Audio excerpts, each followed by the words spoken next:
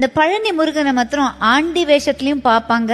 ஆனா அது முடிச்சுட்டு ஃபுல்லா சக்கரவர்த்தியா அந்த வேஷத்துலயும் பாக்குறது ரொம்ப அதுதான் அம்சமானது. அதுக்கு ஒரு தனி ஒரு ஐதீகம் இருக்கு இல்லையா? அது என்னது? அது காலையில அவன் ஆண்டி கோலத்துல இருப்பான், சாயந்தரம் ராஜ அலங்காரத்துல இருப்பான்.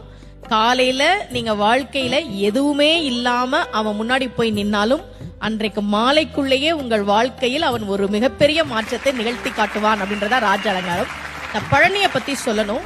தமிழ்நாட்டுல முதல்ல ஒரு கோவில்ல தங்கத்தேர் வந்ததுன்னா அது பழனியில தான். அதை உருவாக்கியவர் ஒரு தனி நபர். VVCR முருகேசர் அவர் பேரு. 1947 அவர் மட்டும் ஒரு தங்கத்தேர் பழனிக்கு உருவாக்கி கொடுத்தார். இன்னைக்கும் அந்த தங்கத்தேர் தான் பழனியில இருக்கு. அதன் பிறகுதான் மற்ற கோவிலுக்கு வந்தது. விடுதலை கிடைச்ச கையோட ஒரு தங்கத்தேரையும் வாங்கிட்டாரு போல இருக்கு. ஏன் ஒரு தனி நபர் பழனி கோவிலுக்கு தங்கத்தேர் செஞ்சு கொடுக்கணும்? அவருக்கு ரொம்ப வருஷமா குழந்தை இல்ல. முருகன் கிட்ட, பழனி முருகன் கிட்ட மனமுருகி வேண்டார். இரட்டை ஆண் குழந்தை பிறந்ததால் நன்றி கடனாக அதை கொடுத்தார். அப்போ முருகன் கிட்ட நாம ஒரு விஷயம் கேட்டா கேட்டதை விட அதிகமாக கொடுக்கக்கூடியவன் முருகன் அப்படின்றது நமக்கு தெரியுது. 2 கையால நாம அவனை கும்பிட்டா அவனுடைய 12 கரங்களால் நமக்கு அவன் அருளை தரக்கூடியவன்.